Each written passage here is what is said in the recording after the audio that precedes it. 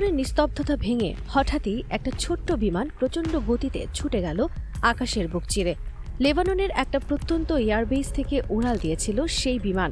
পাইলটের হাতে সময় ছিল না এক সেকেন্ডও নষ্ট করার মতো, কেননা প্রতিটি মুহূর্ত সেখানে জীবন মরণের খেলা।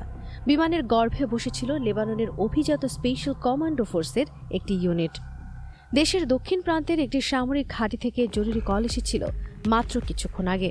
বার্তা ছিল একদম পরিষ্কার, এখনই কমান্ডো দরকার, দেরি হলেই বিপদ। এখানে একটা কথা বলা দরকার, যে এলাকার কথা বলছি সেটা শুধুমাত্র একটি সাধারণ সীমান্ত নয়, এই অঞ্চলেই রয়েছে ইসরায়েল আর লেবাননের মুখোমুখি সীমানা। আর সেই দিকেই ছুটে যাচ্ছিল বিমানটি। কেন এত তাড়াহুড়ো? কি এমন ঘটেছিল সেখানে? এই প্রশ্নগুলোর উত্তর লুকিয়ে আছে 2 ঘন্টার আগের একটি ঘটনার মধ্যে। সবকিছু শুরু হয়েছিল একদম স্বাভাবিকভাবে, প্রতিদিনের মতোই চলছিল কার্যক্রম।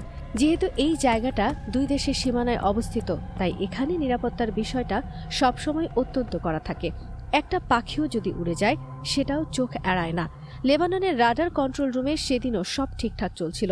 ক্যাপ্টেন কাশেম ফরহাদি নামে এক অফিসার তার ডিউটি শেষ করে বাইরে বের হচ্ছিলেন। হঠাৎ করে তার চোখ আটকে গেল দূরের আকাশে। একটা বিমান অসম্ভব দ্রুত গতিতে উড়ে যাচ্ছিল, কিন্তু অবাক ব্যাপার হলো কোনো শব্দ নেই, একদম নীরবে চলে যাচ্ছে আকাশের উপর দিয়ে। এত দ্রুত গতির একটি বিমান কিভাবে এতটা নিঃশব্দে চলতে পারে, এই প্রশ্নটা তার মাথায় ঘুরপাক খেতে লাগলো। কাশেম ফরহাদি অভিজ্ঞ মানুষ, সহজে ঘাবড়ে যান না। তিনি দ্রুত পায়ে ফিরে গেলেন রাডার কন্ট্রোল রুমে। রাডার সিস্টেম চালু করা হলো, কিন্তু স্ক্রিনে কিছুই ধরা পড়ল না। যেন আকাশে কিছুই নেই, যেন সবকিছু কল্পনা মাত্র। কিন্তু ক্যাপ্টেন ফরহাদি নিজের চোখকে বিশ্বাস করেন। তিনি জানেন তিনি কি দেখেছেন। আসলে এই ধরনের ঘটনা তাদের জন্য নতুন কিছু নয়। তাদের কাছে যদিও রাশিয়া থেকে আনা উন্নত রাডার সিস্টেম আছে, তবু আধুনিক পঞ্চম প্রজন্মের স্টেলথ যুদ্ধ বিমানকে নিখুঁতভাবে শনাক্ত করা সম্ভব হয় না সবসময়। এসব বিমান এমনভাবে ডিজাইন করা যে রাডার তরঙ্গ এগুলো থেকে প্রতিফলিত হয় না, ফলে রাডার স্ক্রিনে এগুলো অদৃশ্য থাকে। ক্যাপ্টেন বুঝে গেলেন এটা নিশ্চিতভাবেই একটা 5th জেনারেশন ফাইটার জেট। আর এই ধরনের অত্যাধুনিক যুদ্ধ বিমান মধ্যপ্রাচ্যে শুধুমাত্র দুটো দেশের কাছেই আছে, আমেরিকা আর ইসরায়েল। তিনি মাথা খাটিয়ে বুঝলেন এই বিমান যখন তাদের আকাশসীমার এত কাছাকাছি এসেছে, তখন নিশ্চয়ই কোনো বড় কারণ আছে পেছনে। অভিজ্ঞতা বলছিল বিমানটি আবার ফিরে আসতে পারে। তাই রাডার কন্ট্রোল রুমে বসে থাকা সবাই সতর্ক হয়ে গেল। সবার চোখ স্ক্রিনের দিকে। অপেক্ষা শুরু হলো। প্রায় 17 মিনিট কেটে গেল টানটান উত্তেজনার মধ্যে। তারপর হঠাৎ করেই রাডার স্ক্রিনে একটা সিগন্যাল দেখা দিল। এবার সিগন্যালটা বেশ বড়, স্পষ্ট এবং শক্তিশালী। কিন্তু বিস্ময়ের ব্যাপার হলো এই সিগন্যাল তাদের আকাশসীমা থেকে মাত্র 7 মাইল দূরে, আর ধীরে ধীরে এগিয়ে আসছে সীমান্তের দিকে। এখানে একটি কথা পরিষ্কার করা দরকার, যুদ্ধবিমান কখনোই এত বড় রাডার সিগন্যাল তৈরি করে না। এগুলো এমনভাবে বানানো হয় যাতে যতটা সম্ভব রাডারে অদৃশ্য থাকে। কিন্তু এখানে ঘটনা সম্পূর্ণ উল্টো, যেন কেউ ইচ্ছা করেই নিজেকে প্রকাশ করছে রাডারে। এটা কি কোনো ফাঁদ নাকি অন্য কিছু? ক্যাপ্টেন কাশেম ফরহাদি কোনো রকম ঝুঁকি নিতে চাইলেন না। তিনি তৎক্ষণাৎ নির্দেশ দিলেন এয়ার ডিফেন্স সিস্টেম সক্রিয় করার। যদিও তিনি ভালোভাবেই জানতেন তাদের ডিফেন্স সিস্টেম খুব বেশি উন্নত নয়। লেবানন সাধারণত S-25 নেভা সিরিজের এয়ার ডিফেন্স সিস্টেম ব্যবহার করে। এতে থাকা মিসাইলগুলো ঘন্টায় প্রায় 3500 কিলোমিটার গতিতে চলতে পারে। কিন্তু সমস্যা হলো এগুলো সর্বোচ্চ 35 কিলোমিটার দূরত্বের লক্ষ্যবস্তুতে আঘাত করতে পারে।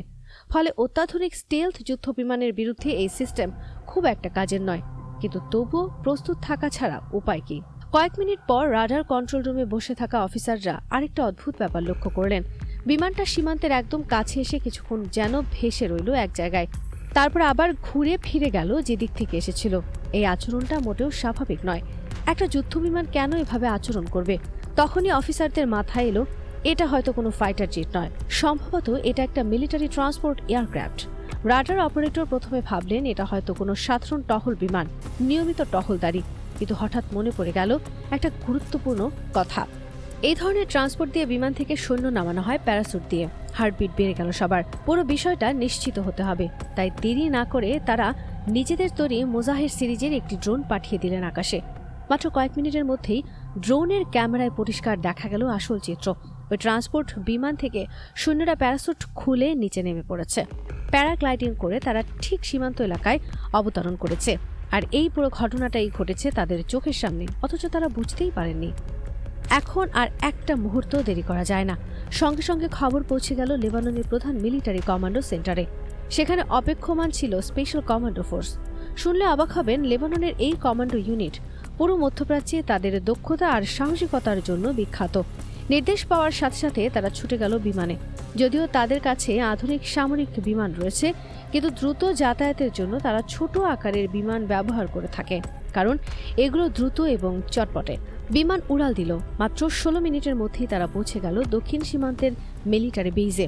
কিন্তু একটা সমস্যা ছিল, এই ছোট বিমানে একবারে মাত্র 16 জন কমান্ডো নিয়ে যাওয়া সম্ভব। তাই বিমানটিকে আবার ফিরে গিয়ে নতুন করে সৈন্য আনতে হবে, সময় বাঁচাতে হবে। প্রতিটি সেকেন্ড এখন মূল্যবান। তাই কমান্ডোদের নামার একমাত্র উপায় ছিল প্যারাসুট নিয়ে সরাসরি নিচে লাফিয়ে পড়া। ভাগ্যিস এই কাজে তারা অত্যন্ত দক্ষ এবং প্রশিক্ষিত। মাত্র 1 মিনিটের মধ্যেই পুরো দলটাকে নামিয়ে দিয়ে বিমানটা আবার ঘুরে গেল নতুন ব্যাচ সৈন্য আনতে। লেবানন তাদের দক্ষিণ সীমান্তে সবসময় অত্যন্ত কড়া নজরদারি রাখে। এটা তাদের বেঁচে থাকার প্রশ্ন। সামান্যতম দুর্বলতা দেখা দিলেই তারা সঙ্গে সঙ্গে সেই অংশকে শক্তিশালী করে তোলে। প্রতিটি মুহূর্তের তারা সচেতন এবং সতর্ক। হ্যাঁ, তাদের কাছে অত্যাধুনিক ফাইটার জেট নেই, কিন্তু তাদের রয়েছে শক্তিশালী ড্রোন প্রযুক্তি। আর এই কারণে সীমান্তে বড় ধরনের কোনো উত্তেজনা সৃষ্টি হওয়ার আগেই তা নিয়ন্ত্রণে নিয়ে আসা সম্ভব হয়। এখন প্রশ্ন হলো, এই ট্রান্সপোর্ট বিমান থেকে যারা নেমেছিল তারা কারা ছিল? তাদের উদ্দেশ্য কি ছিল? কেন তারা এত গোপনে অনুপ্রবেশের চেষ্টা করেছিল? কমান্ডো ফোর্স পৌঁছানোর পর কি ঘটেছিল? এসব প্রশ্নের উত্তর এখনও রহস্যাবৃত, কারণ প্রতিপক্ষ ভালো করেই জানে লেবানন তাদের সার্বভৌমত্বের প্রশ্নে এক চুলও ছাড় দেয় না। তারা জানে লেবানন তাদের মাটিতে অবৈধ অনুপ্রবেশ মোটেও বরদাস্ত করবে না। এই পুরো ঘটনা থেকে একটা বিষয় পরিষ্কার হয়ে যায়, আধুনিক যুদ্ধ এখন শুধু অস্ত্রের খেলা নয়, এটা প্রযুক্তির লড়াই, বুদ্ধিমত্তার প্রতিযোগিতা আর সতর্কতার পরীক্ষা। যে দেশ তার আকাশসীমা নিয়ন্ত্রণে রাখতে পারে সে দেশই টিকে থাকার লড়াইয়ে এগিয়ে থাকে। লেবানন তাদের সীমিত সামরিক সক্ষমতা নিয়েও যে সতর্কতা এবং দ্রুততা দেখিয়েছে তা সত্যি প্রশংসনীয়। তাদের রাডার অপারেটররা যে সময় মতো সিদ্ধান্ত নিয়েছিলেন তা হয়তো একটি বড় বিপদ থেকে দেশকে রক্ষা করেছে। সীমান্ত অঞ্চলে এখনও টানটান উত্তেজনা বিরাজ করছে। কমান্ডো ফোর্সের সৈন্যরা সজাগ অবস্থায় আছেন, রাডার স্ক্রিনে চোখ রেখেছেন অপারেটররা, কারণ তারা জানেন এই শান্ত আকাশের নিচে যে কোনো মুহূর্তে ঝড় উঠতে পারে এবং সেই ঝড়ের মোকাবেলায় তাদের প্রস্তুত থাকতে হবে সবসময়।